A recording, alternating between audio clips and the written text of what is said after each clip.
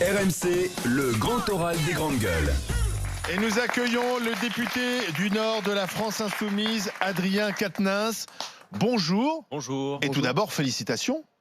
Merci. Vous avez été promu, vous êtes le numéro 2 du mouvement. Vous êtes le nouveau chouchou de Jean-Luc Mélenchon. Alors ça, c'est la lecture médiatique qu'on ait faite. D'ailleurs, attendez avant de me féliciter que le vote soit terminé, parce qu'il y a un vote en cours. Je ne voudrais pas mettre à mal cette promotion. Ben oui, effectivement, et qui se termine le 8 juillet. Voilà. Non, plus sérieusement, vous en êtes où à la France Insoumise? On a vécu un peu en direct les turbulences et tensions qui se sont accumulées ces dernières semaines après la défaite aux européennes. Il y a eu des départs marquants parce que c'était des personnalités de la France Insoumise. Il y a eu aussi les sorties fracassantes, notamment celle de Clémentine Autain qui voudrait une ouverture aux autres formations de gauche. Quel sera votre rôle dans tout ça en fait? Bon, ça fait beaucoup de questions en une, Olivier Truchot, mais en gros, ce qui se passe, c'est que le mouvement La France Insoumise, par nature, est évolutif. Il a d'abord, vous vous en souvenez, été pensé simplement pour soutenir une candidature à la présidentielle, celle de Jean-Luc Mélenchon, avec le succès que vous connaissez, en 2017. puis l'élaboration d'un programme, et ensuite, il a dû penser le temps long. Moi, je ne veux pas ni relativiser ni minimiser l'échec que nous avons subi aux élections européennes, même si je crois, à la lumière de l'analyse que je fais depuis un mois de ces résultats, qu'il n'est pas possible de dire que le résultat de l'élection européenne annulerait le résultat de l'élection présidentielle, pour la raison que la nature de l'élection européenne, qui est un moment où s'exprime aussi une forte défiance vis-à-vis des institutions, et des institutions européennes en particulier, et que notre électorat est spécialement... vous. Oui, mais attendez, et que notre électorat est spécialement concerné par cela. Moi, je croise beaucoup de nos soutiens depuis un mois qui me disent... Honnêtement, je n'ai pas vu l'utilité de me déplacer pour ce scrutin. Je ne minimise aucunement l'échec, mais disons que je contribue à son analyse. Et puis vous dire aussi une chose, c'est que... dites-vous alors des turbulences, des prises de parole des uns des autres? Je vais vous en parler, je réponds à toutes vos questions sans problème. Juste dire une chose aussi, c'est que le revers que nous subissons électoralement aux élections européennes, ça pourrait nous arranger de considérer qu'il n'est que français. Mais en fait, c'est plus grave que ça. C'est un revers qui est européen. Partout sur le vieux continent, notre courant de pensée politique, d'ailleurs, quelles que soient les formes partisanes, mouvementistes... Comment vous le définissez? Plus grave ou plus heureux? Non, je pense, monsieur... Oui, vous évidemment. Et moi, du coup, je vais vous dire pourquoi je pense que c'est plus grave, cher monsieur, parce que le paysage politique qui se dessine partout dans l'Union européenne à l'issue de ces élections est finalement un espèce de duo. Alors, on dit que c'est un duel, mais pour moi, c'est un duo entre, d'une part, les libéraux de tout poil, qui sont les tenants de l'Union européenne actuelle, et l'extrême droite. Alors, vous pouvez penser que... Vous pouvez rajouter les écologistes aussi, quand même. Oui, j'y viens. Mais vous pouvez penser que ce paysage est plus heureux que le fait, par exemple, que la France Insoumise y parvienne. Mais je crois que ce n'est pas le cas. Parce que, voyez-vous, le paysage que je viens de décrire ne prendra pas en charge l'urgence climatique, ne prendra pas en charge l'urgence sociale. Et comme j'ai cru comprendre que vous étiez artisan, je crois, ne prendra pas non plus en charge le problème des petits artisans, des petits commerçants, ce que nous souhaiterions faire, cher monsieur. Donc, ce paysage politique, moi, m'inquiète. Et sur la question climatique, c'est vrai, Olivier Truchot, depuis l'élection européenne, tout le monde est écologiste. C'est bien, n'est-ce pas? Mais une fois qu'on a dit ça, il s'agit de regarder quelles sont les propositions concrètes. On ne peut pas se satisfaire d'une simple prise de conscience. Si l'urgence est telle que les scientifiques nous le disent, autrement dit 12 ans pour agir, c'est des décisions radicales qu'il faut prendre. Et d'ailleurs, les jeunes qui se mobilisent, c'était encore le cas hier, avec des formes nouvelles de mobilisation qui nous intéressent aussi à la France Insoumise, eh bien, ne s'y trompe pas. Il faut changer de modèle et le faire vite. Donc, mon rôle là-dedans... Sauf que quand on a conscience de cela, on va voter plutôt Jadot que Mélenchon ou Manon Aubry. Non, mais attendez, clairement, lors de l'élection européenne, il y a eu un espèce d'effet mécanique. Vous vouliez voter pour l'Europe, sans nuance, vous votiez pour Macron. À la fin, et c'est vrai que de ce point de vue, le référendum anti-Macron qui a eu lieu s'est retourné contre nous. Vous vouliez voter contre M. Macron, vous votiez pour Mme Le Pen. Peu importe finalement son programme, il y a plein de gens qui votent. Non, mais il y a plein de gens qui votent Le Pen et qui d'ailleurs pensent qu'en votant Le Pen ou le Rassemblement national, ils font un choix finalement qui consisterait à mettre un coup de pied aux fesses de tout le monde. Mais en fait, savent-ils que ce faisant, souvent ils se mettent un coup de pied aux fesses à eux-mêmes, parce que le vote RN, c'est un vote qui n'est pas pour l'augmentation du SMIC, c'est un vote qui est pour l'augmentation du temps de travail, c'est un vote qui est pour la même politique fiscale que celle que mène M. Macron. Bref, et nous avons sans doute eu peut-être un message trop complexe, c'est vrai. Enfin, complexe. Écoutez, vous savez bien tout le bien que je vous veux. Ah bon?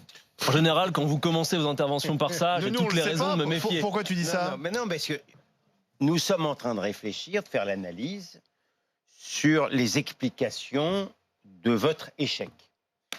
Et je trouve que le bon élément de comparaison, vous dites vous-même qu'il faut regarder l'ensemble du résultat européen et que la gauche ne brille pas où que ce soit, mais il y a quand même une spécificité ici. Vous dites que l'élection européenne n'est pas l'élection présidentielle, et vous avez raison, mais quand on veut comparer, par exemple, les deux courants populistes antinomiques, à droite et à gauche, vous voyez bien que le résultat du RN est infiniment meilleur que le vôtre, on est d'accord? De fait, oui. Parce que là, on n'a rien inventé. Alors même qu'au présidentiel, certes, Marine était mieux que vous, mais enfin, Mélenchon n'avait pas démérité. Donc il y a des analyses. Moi, je vois Madame Autain arriver sur les plateaux et expliquer doctement que ça va pas du tout, et elle laisse à penser que notamment la manière dont Mélenchon s'est comporté à l'égard des flics a coûté beaucoup. Je pense que l'explication est très insatisfaisante et qu'elle devrait se regarder, elle, Madame Autain. Autrement dit, je suis dans l'analyse, je ne suis pas dans le jugement de valeur. Mais en toute honnêteté, est-ce que vous ne pensez pas que sur la question, par exemple, du Venezuela et de Maduro, et sur la question du clientélisme et du... Bien sûr, mais je me mets à la place des électeurs, j'arrive assez bien. Ah oui, ça les passionne, les électeurs, le Venezuela, c'est vrai. Non, mais allez-y. Non, mais moi, je veux bien, mais... Ne changez rien. Non, c'est intéressant, continuez. Ne changez rien. Moi, j'ai la faiblesse de penser que la manière dont vous avez appréhendé les sujets de politique extérieure, notamment le Venezuela, et la manière dont certains de chez vous, pas vous, ni quelqu'un comme Corbière, mais des gens justement comme Madame Autain ou Madame Obono, ont appréhendé une manière de clientélisme islamiste, sont beaucoup... Mais non, mais, là, vous dérivez dans votre analyse. Moi, autant votre analyse m'intéresse, mais quand c'est toujours la même martingale à bout d'un moment. Mais allez-y, achevez, je vais vous répondre. Vous tirez les conclusions qui vous arrangent. Vous trouvez le bon mot juste. Je pense que vous avez choisi la martingale perdante. Et que si vous vous interrogiez, non pas sur les questions économiques, parce que je pense que sur les questions économiques, vous n'avez pas, c'est pas pour ça que vous avez été réprouvé. Si vous vous interrogiez là-dedans, sur la question migratoire, sur la question. Je pense que sur la question migratoire, la question identitaire, sur la manière, sur la 1h30 pour vous répondre là. Alors, mais il va répondre, Adrien Quatennens. Est-ce qu'effectivement, vous ne changez rien si vous voulez. Vous pouvez pas expliquer le vote Rassemblement National uniquement comme étant un vote anti-Macron. Il y a aussi la question migratoire, la question identitaire qui rentre dedans. Plusieurs choses. D'abord, sur le vote Rassemblement National. Évidemment qu'il y a un socle qui est idéologiquement convaincu par ce que raconte Madame Le Pen. Mais je crois pouvoir dire, et je pense qu'on peut partager cette analyse, que l'électorat du Rassemblement National, d'abord, ne lui appartient pas, d'une part, et qu'il n'est pas partout le même.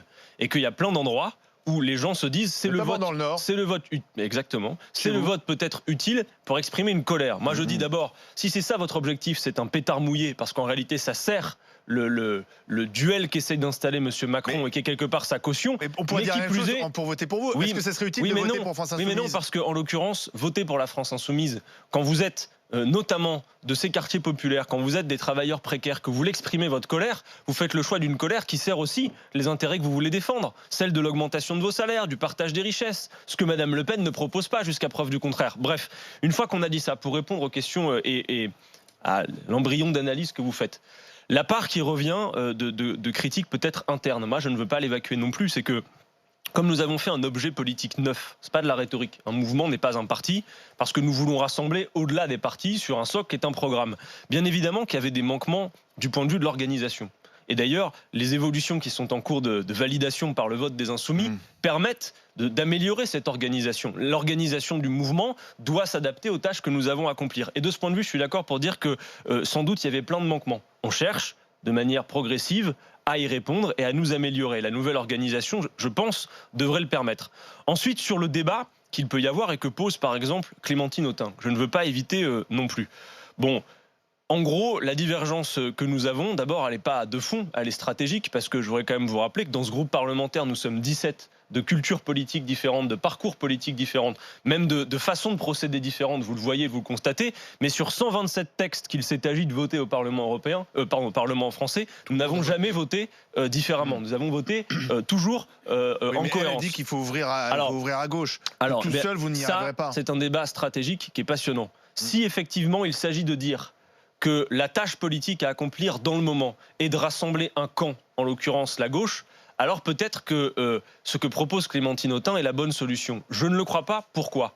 Parce que je pense, à mon avis, que ce qu'il convient de faire dans la période n'est pas de rassembler un camp, fût-il la gauche radicale, etc. Mais quand on a d'élection en élection presque la moitié des électeurs qui décident de ne plus y aller, c'est à eux qu'il faut s'adresser. Et celles et ceux, croyez-moi, qui se sont durablement installés dans la grève civique n'attendent pas que la gauche, fût-elle radicale, se rabiboche, se rassemble ou fasse quoi que ce soit ensemble pour venir voter. Ils veulent qu'on règle leurs problèmes du quotidien concret. Moi, je pense que la France insoumise, son utilité dans la période, et ce que je voudrais faire moi, c'est que nous soyons véritablement, et c'est singulier dans le paysage politique, un outil au service de la réimplication du peuple en politique. Il faut que les gens cessent de penser, et ceux qui nous écoutent, que la politique, c'est le domaine réservé des spécialistes qui n'en font qu'à leur tête. Moi, il y a 2 ans de ça, et vous le savez, Olivier Truchot, j'étais conseiller clientèle sur un plateau téléphonique, je n'ai qu'un BTS en poche, et je n'ai pas fait les grandes écoles qui visent à faire de la politique. Je suis donc, avec certains de mes collègues, la démonstration du fait que quand on s'implique... Et vous représentez cette nouvelle génération de politiques, vous avez 29 ans, vous avez un parcours qui est effectivement différent de... Mais c'est bien, après c'est pas suffisant pour incarner quelque chose de nouveau. On a quand même... Le sujet tabou, c'est Jean-Luc Mélenchon. C'est la personnalité même de Jean-Luc Mélenchon qui est à la fois une personnalité qui est, il a énormément de charisme, un grand orateur, qui a su convaincre effectivement près de 20% des électeurs présidentiels, mais c'est aussi son propre, c'est son propre défaut, Mélenchon. Bon. C'est les excès, c'est la perquisition, c'est cette façon de parler, d'exclure, etc. Et finalement, Mélenchon a peut-être creusé lui-même sa tombe. Si on se donne vraiment pour objectif de faire une analyse sérieuse, allons-y. Moi, je crois du coup que on ne peut pas considérer que toute l'explication tiendrait à la personne de Jean-Luc Mélenchon, parce que si c'était le cas, mais on peut pas l'exclure. Non, mais on va le mettre dans l'explication. Mais considérez d'abord que Jean-Luc Mélenchon, c'est celui qui a pensé et créé la France insoumise comme outil politique nouveau, qui a réussi à faire que tout de même 7 millions d'électeurs se regroupent autour d'un programme, l'avenir en commun. Et croyez-moi, ça n'est pas rien. Ça, c'était en 2017. Au cœur de l'Europe, dans un pays capitaliste, que notre courant de pensée arrive à près de 20%, c'est-à-dire aux portes du pouvoir. À mon avis, il y en a quelques-uns à qui ça les a. La France n'est pas le pays le plus libéral d'Europe. Il est plutôt bien placé en la matière. Donc ensuite, dire une chose aussi, Jean-Luc Mélenchon, pour moi, a ce rôle d'intellectuel qui a ouvert la voie, qui est notre principal porte-parole, c'est vrai, mais qui ne se soucie plus tant que ça des affaires courantes. D'ailleurs, vous le voyez, c'est aussi la raison de sa réorganisation. Et puis surtout, dire une chose, c'est que plus que tous les autres, et vous devez l'admettre s'il vous plaît, nous subissons des attaques répétées. Parce que, en l'occurrence... De qui ? Des médias, même dans l'opinion. Moi, j'observe d'ailleurs que ceux qui se servent, Olivier Truchot, de la perquisition, et je vais vous parler de la perquisition parce que je ne veux pas l'éviter, mais ceux qui se servent aujourd'hui de l'argument « Ah non, Mélenchon, c'est l'énervement, la perquisition », sont généralement ceux qui, de toute façon, avant les perquisitions, n'avaient pas l'intention non plus de voter pour nous et n'étaient pas non plus intéressés à notre programme. Mais simplement, maintenant, ils n'ont plus besoin d'argumenter sur le fond, de dire en quoi ils ne sont pas d'accord ou en quoi nos propositions ne seraient pas bonnes. Ils sortent leur joker, la perquisition, pour dire que finalement, Jean-Luc Mélenchon ne pourrait pas avoir un destin présidentiel. Alors moi, je veux dire une chose, le jour des perquisitions, Jean-Luc Mélenchon était intimement persuadé, et ça tient aussi au changement d'époque, que nos soutiens seraient larges, amples, sur tous les bancs. Parce qu'il avait en tête d'autres épisodes que vous devez connaître et que vos auditeurs doivent connaître. C'est que dans les années 70, la Ligue communiste révolutionnaire a subi des perquisitions parce qu'a priori une affaire d'armes à feu, ce qui n'était pas le cas à la France insoumise. François Mitterrand, qui après est devenu président de la République, est allé les soutenir. De la même manière au Parti socialiste dans l'affaire des radios libres. Regardez sur l'Institut national des archives, vous avez des images où on voit des gens qui sont devenus ensuite des gouvernants. Attendez, non, c'est important. Des gens qui sont devenus des gouvernants, rentrer à coups de hache dans le siège du Parti socialiste et se foutre sur la gueule avec la police. Puis après, jusqu'à preuve du contraire, le jour des perquisitions, nous n'avons frappé personne. Et nous n'avons pas eu l'intention d'entraver cette... Mais il y a des poursuites judiciaires néanmoins, et on verra ce que dit la justice. Les poursuites judiciaires, elles se font même pas sur le fond de l'affaire. Parce que sur le fond de l'affaire, il n'y a rien. Elles se font sur la réaction. Attendez. Et par ailleurs, je termine. Je voudrais conclure là-dessus. Vous allez avoir le temps de terminer. Sur ce point, on se retrouve dans un instant. Non, s'il vous plaît. Sur ce point, je voudrais conclure. Le pape François, que je ne cite pas tous les jours, a récemment donné une conférence de presse dans laquelle il dit observer que partout dans le monde, là où il se déplace, quand des oppositions sont en passe d'y arriver, il observe une forme de judiciarisation de la vie politique. Observez que Lula au Brésil est en prison, que le juge qui l'y a mis a été promu, et qu'en réalité, s'il n'était pas en prison, il serait président de la République. Alors, Adrien Quatennens, vous devez voir qu'il y a aussi un usage de la justice en politique. Dans un instant, vous pourrez être interpellé par Fatima, par Johnny, J. William. À tout de suite sur RMC Story. RMC jusqu'à midi. Et c'est Adrien Quatennens qui passe le grand oral des GG face à J. William Golnadel, Johnny Blanc et Fatima Edbounois. Question de Fatima. Politique fiction. Oui. Vous êtes au pouvoir avec Jean-Luc Mélenchon. Que faites-vous pour Conforama ? D'abord, il y a à regarder, est-ce que Conforama a touché, j'ai pas regardé les chiffres, mais le CICE. Oui. Si c'était le cas, il devrait rembourser l'État français d'abord, parce que on observe une chose, c'est que la politique qui consiste à faire des exonérations fiscales en quantité, normalement pour créer de l'emploi, souvenez-vous qu'il y avait le PIN 5 millions d'emplois quand le CICE a été créé. En vérité, ça coûte 20 milliards d'euros aux contribuables français par an, 40 milliards cette année. Donc avec et compte tenu de ce que ça aura permis de créer ou de maintenir comme emploi, ça fait, je crois, plus de 160 000 euros de dépenses publiques par emploi créé ou maintenu. La vérité, c'est qu'on le voit avec Conforama. Vous avez des actionnaires qui prennent des décisions. Là, en l'occurrence, c'est une décision des actionnaires que de supprimer 1900 emplois pour un projet de restructuration, alors que l'entreprise a fait du CICE. Donc, première chose, rembourser le CICE, les actionnaires. Ensuite, il y a lieu de voir effectivement comment on peut accompagner les salariés. Soit on considère que Conforama n'a plus de raison d'être, mais je crois que c'est peut-être un peu aller vite en besogne, parce que moi je ne suis pas pour un modèle qui soit le modèle hyper concentré que nous propose par exemple Amazon. Et je crois que nous avons besoin de développer aussi d'autres formes de commerce que ces géants du commerce international, ces grands entrepôts, ce grand modèle du déménagement permanent, et qu'on doit relocaliser l'activité. Alors bon, ça règle pas le problème de Conforama en un claquement de doigts, mais ça donne quelques idées et ça met une ambiance de travail, disons. Mais alors, par exemple, pour ce remboursement du CICE, alors ça serait valable pour Conforama ou pour toute entreprise qui aurait perçu le CICE et effectué des licenciements après ? Ça serait quoi votre jurisprudence ? Si l'on considère que le crédit d'impôt compétitivité emploi a le terme emploi à la fin de sa dénomination, alors il faut vérifier que l'argent sert bien à encourager l'activité économique de telle sorte que l'on crée de l'emploi. Mais le problème de l'emploi ne peut pas se régler à la question du CICE. Grosso modo, la politique de M. Macron en matière d'emploi, il a sa cohérence idéologique pour lui. Il considère le chômage baisse. Il considère, alors, les statistiques baissent. C'est important de le dire. Non, mais parce que Olivier Truchot, par exemple, on n'a jamais embauché autant qu'aujourd'hui. C'est vrai. Une fois que je dis ça, est-ce que je règle la question ? Non, parce que les embauches sont des contrats particulièrement précaires. Et 80%. Pas forcément vrai. Nous, moi, je suis dans le monde de l'entreprise et je peux vous dire qu'on recrute en CDI direct et j'ai plein de collègues qui cherchent des gens en CDI direct. Alors, moi, ça me fait rigoler de dire que c'est que des contrats précaires, que des contrats. Non, j'ai pas dit que c'était que ça, monsieur. D'ailleurs, bravo à vous si vous embauchez, je vous encourage, c'est très bien.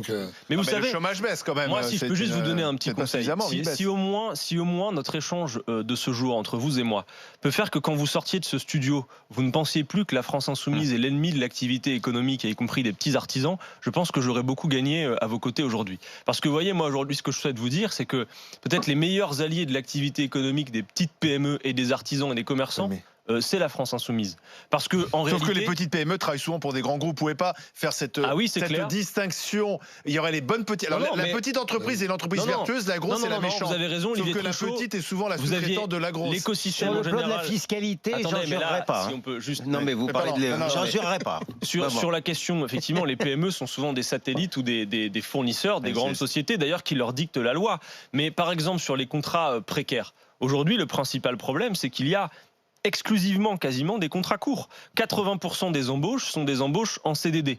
Et pour ce 80%, vous avez 30% des contrats qui sont des contrats d'un seul jour, Olivier Truchot. Donc, vous disparaissez des statistiques du chômage de manière extrêmement temporaire. Puis vous y retournez. La question qui est posée, c'est oui ou non, y a-t-il une pénurie d'activités pérennes dans ce pays ? Et moi, je vous le dis, la réponse est oui. Parce qu'il y a trop de contrats courts et parce que le système économique est fait de telle manière qu'on encourage à faire en sorte que le contrat court devienne la règle. Et moi, je vous le dis, plutôt que des exonérations fiscales comme le CICE, eh bien, la diminution, la répartition du temps de travail, le partage du temps de travail est un modèle plus efficace et moins onéreux. Mais ça ne règle pas tout. Il marche où ce modèle ? Moi, monsieur Adrien Quatennens, il marche où ce modèle ? Comment ?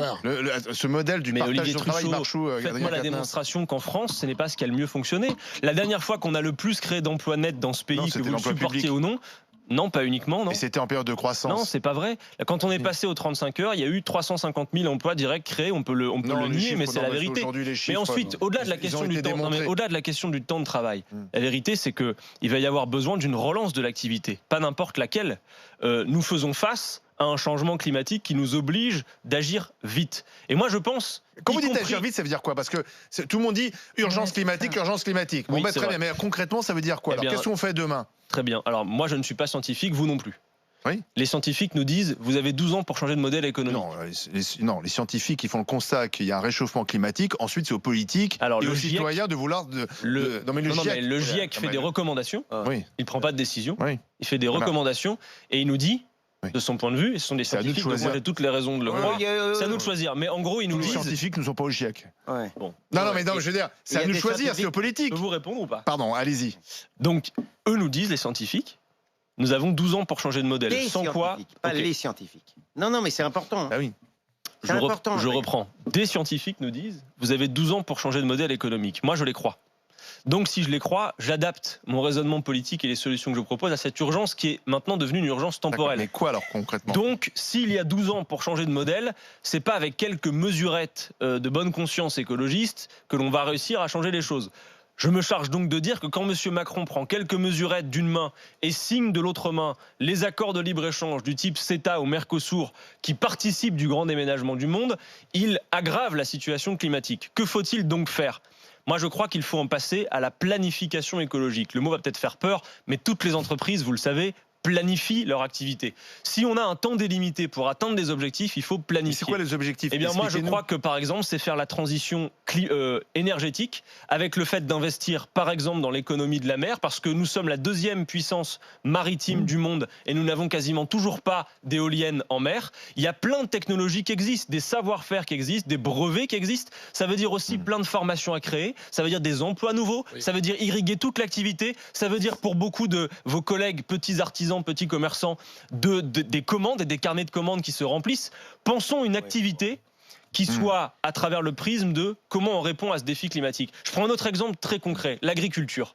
Aujourd'hui, nous avons un modèle agricole qu'encourage les grosses exploitations où il y a peu besoin de main-d'œuvre, mais il y a beaucoup de besoins de chimie et toutes ces saloperies qui empoisonnent nos agriculteurs et qui empoisonnent nos assiettes. Si on se dit qu'il faut relocaliser, passer à une agriculture plutôt paysanne, c'est beaucoup d'emplois. Ça veut dire quoi, Mais Alexis? on beaucoup crève, d'emplois. on vit pas avec ça. Mais Le bien sûr problème, que il est si. là. Mais non, on crève, monsieur, je pense. Évidemment que si on prend comme modèle le petit producteur qui fait du bio, qui fait son marché avec ses 2 planches et ses 2 tréteaux le samedi matin, effectivement, il vit pas, il survit. Monsieur, Mais je veux dire, pour développer une Monsieur. activité économique aujourd'hui, il faut d'autres moyens que ça. Monsieur, quoi. développer une activité économique, certes, mais la question n'est pas de développer l'activité économique pour développer l'activité économique, vous en conviendrez. C'est de répondre à quelques objectifs, supportez-le, politiques, notamment faire face au changement climatique. Mais moi, je pense qu'on meurt du modèle actuel et que nos agriculteurs, d'ailleurs, ils sont bien placés pour le dire, puisqu'ils s'en suicident un tous les 3 jours, puisque 1 sur des 3 raisons financières. gagne moins de 350 euros Oui, par oui. mois. Oui, Enfin, parce que ils meurent pas parce qu'il fait trop chaud, ils meurent parce qu'ils n'arrivent pas à boucler les fins de mois. évidemment, parce que nous avons un modèle économique absurde. Et d'endettement. Enfin, réfléchissons juste à une chose.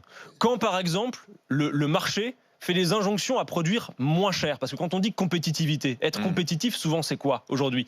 C'est pas produire de la manière la plus vertueuse, c'est pas produire de la manière la plus responsable.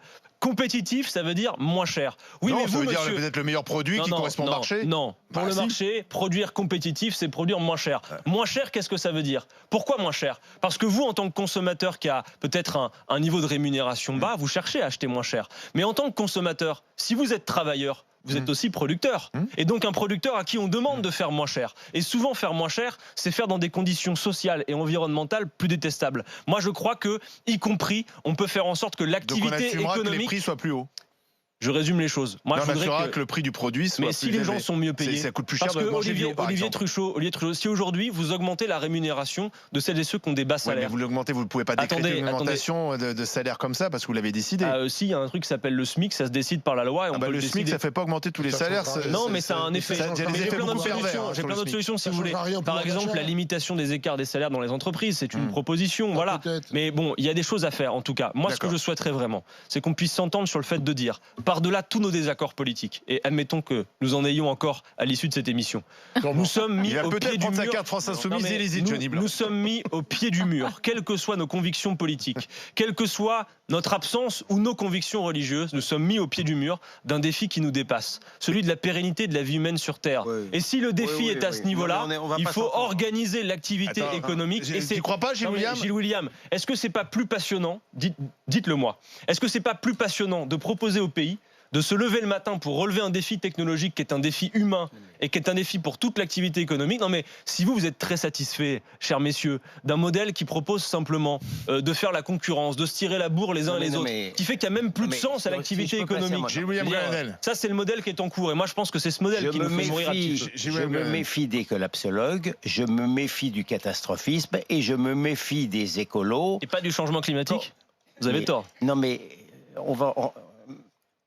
le changement, le changement climatique est une chose, la part humaine dans le changement climatique en est une autre, et les recettes, je me méfie des recettes quand je vois... Gilles William, soyez précis. Qu'est-ce que vous voulez dire quand vous dites la part humaine? C'est-à-dire, vous, par exemple, les émissions de gaz à effet de serre, aujourd'hui, c'est statistique. On sait que 70% des émissions de gaz à effet de serre sont le fait de 20 multinationales. Vous le contestez? Mais c'est pas, oui, mais le rôle des effets de serre sur le réchauffement indéniable, sur le plan climatique, est mis en question. Qu'est-ce que vous voulez dire, Gilles William? On a tout le temps devant nous? La quantification précise du rôle humain dans le réchauffement climatique est mise en question. Et donc vous relativisez en fait si je comprends bien votre raisonnement, vous relativisez la part qui revient à l'activité économique humaine sur le changement climatique. Je crois que c'est irresponsable. Oui, mais on a le droit d'avoir le débat. Oui, mais il n'y a pas de vérité scientifique du coup là-dessus. Est-ce que je dis le contraire? Non, mais on a ça dessert peut-être pas vos intérêts. On a malheureusement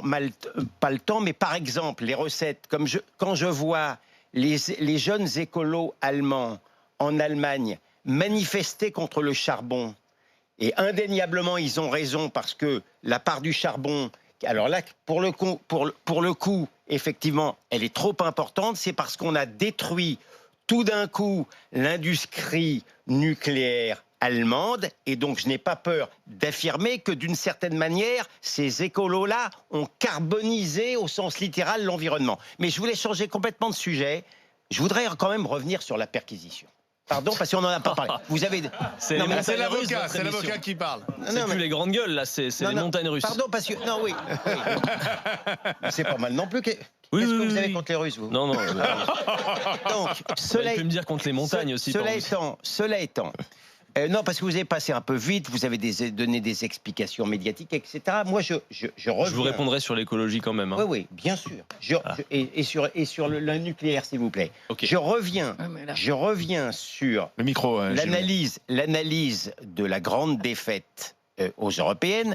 Et je pense qu'une part, effectivement, il y a eu ce très mauvais effet perquisition. Mais justement, en termes d'opinion publique, est-ce que, au-delà du caractère judiciaire des choses, c'est pas le sujet? Est-ce que vous quand même, si c'est un peu le sujet. Oui, mais non, mais je veux bien.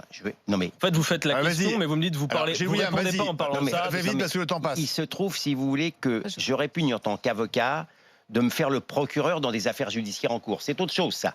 Je vous dis simplement, est-ce que Mélenchon a mesuré l'effet dévastateur sur l'opinion à un moment où les policiers étaient déjà à rude épreuve et que les types faisaient leur boulot, et à un moment où justement on déplore que les politiques veulent passer à travers la justice, est-ce que vous vous rendez compte combien ça a été dévastateur de voir M. Mélenchon dire c'est moi la République, c'est moi. Est-ce que vous ne pensez pas que c'est d'une certaine manière c'était complètement contre-productif? Il répond rapidement. Aussi rapidement qu'il a posé la question alors. Non, plus rapidement. D'abord sur l'écologie, tant pis pour vos auditeurs, mais j'y reviens. Vous dire que moi je considère que la solution ne peut pas être d'ordre individuel. Je ne crois pas que si le temps imparti est si court pour relever le défi, nous pouvons attendre que tout le monde devienne simplement vertueux individuellement. Et d'ailleurs, quand les moyens ne sont pas donnés, par exemple, dans le cas de la taxe sur les carburants, on peut toujours augmenter la taxe sur les carburants. Les pauvres gens qui n'ont pas d'autre choix que de prendre leur bagnole vont payer. Donc, il faut des décisions politiques de grande ampleur, notamment en termes de développement d'infrastructures. Et je pense que tout ça redresserait l'activité économique du pays, mais y compris pour solder ce défi climatique. Voilà mon avis. Sur le nucléaire, moi je vous réponds, il existe des scénarios qui certes ne répondent pas aux injonctions du marché, mais qui permettent de se passer et de l'énergie carbonée et du nucléaire. Oui, ça suppose d'investir des masses considérables d'argent, un pognon de dingue, comme dirait. Non, il faut le planifier. C'est pour ça que je parle de planification. Je dis pas qu'on va appuyer sur un bouton. Dingue, il vient d'où? Je dis pas qu'on va.